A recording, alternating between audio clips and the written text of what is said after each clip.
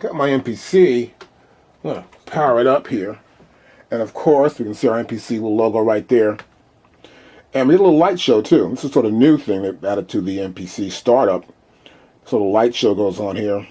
You can see the buttons that can light up are lighting up. Sequence buttons here, data buttons here. Main browser and undo. We have our knobs lighting up. Little lights around it, little LED setup. And of course, the pads are blinking now, which is kind of cool also as well. And they're pretty firm.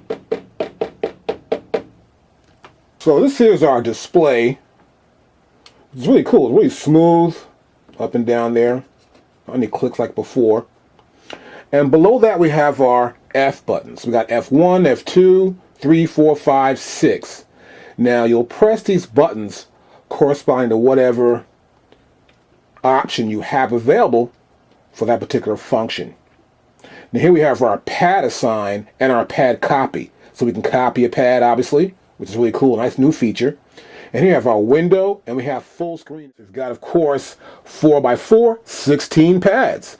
And they're a little sturdy too actually. Our typical MPC sturdy pads, so it's really great to have.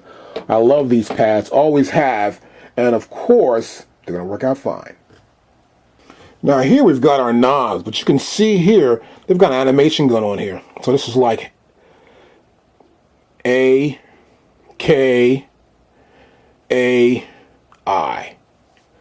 for AKAI. There's a little animation going on there, and these are our Q-Link knobs right here. Okay. Now here we have our pad bank section. We have A, B, C, and D. Now below these buttons, anywhere on your MPC, is an extra function. You just have to hold down the shift key and you'll be able to access that. So if I hold the shift key down, I can go to E, F, G, and H. Or here I can do full level, or hold the shift key down, I can do half level.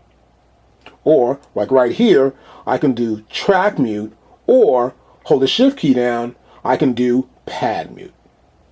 Now one of the newer features in this new MPC Renaissance is this vintage mode. I press this button here and I can select my different modes. I can go to the old MPC 3000, or I can get a feel like the original MPC 60 and others as well. Here are our Q-Link knobs. Now we have from 1 to 16 different knobs, 4x4. These knobs are pretty good actually. They're really good. Much smoother than the 4000 or the 5000. I love them a lot actually. And here's our Q-Link trigger. Now also on this side of the machine we have the erase and we have our note repeat, and if we hold down that shift key we've got latch. You can see right there underneath it. Now if I hold the Q-Link button down, then I can touch one of my Q-Link knobs to make that knob's parameters values jump to its maximum or minimum parameter value. Now here we've got our mic in and our phono in. So if I got my phono in, like I showed you earlier, it's down. And that's the input from my phonograph for DJs. If I have a microphone plugged in, then I can go to that mic plugged in. Now remember, I can also either go phone or line, or mic or line. So remember that also as well. So if we're going to be mic, and we're going to just say line instead of mic, we'll be here. Or phono, if you use the phono line in, we'll be here. That's for the input to the phono in or the mic in. This is our dB readout for that signal that's coming in. Now this knob right here is our record gain. This is our input gain. So whatever signal is coming in here, we control the audio level out through our monitor. So it's important to keep this low as possible, just so you can hear what's coming back. Then when you're ready, you get a good level. Otherwise, you'll get a lot of distortion and you might blow your speakers. So keep that low always until you're ready to go from that point. I tend to also keep my main down also if I get the right volume of whatever I'm sampling or whatever I'm playing back on my MPC Renaissance. Now I want to talk about this direct monitor. So this knob is used to adjust the balance between the input, which is the phono in the mic, and the comp, which represents the software of the MPC Renaissance that's in your computer. So it's a balance between the two for your headset volumes. So the input signal consists of mic and phono here.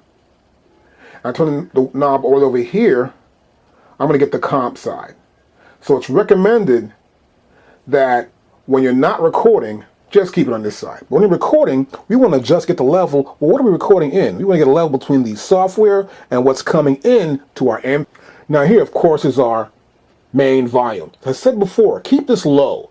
Particularly when you're starting out and you're having your setup adjusted, keep it low. And then when you get everything ready to go, bring it up accordingly. We don't want to blow our speakers. We don't want to get distortion. We want a nice, pure sound. And once you get it right, leave it there.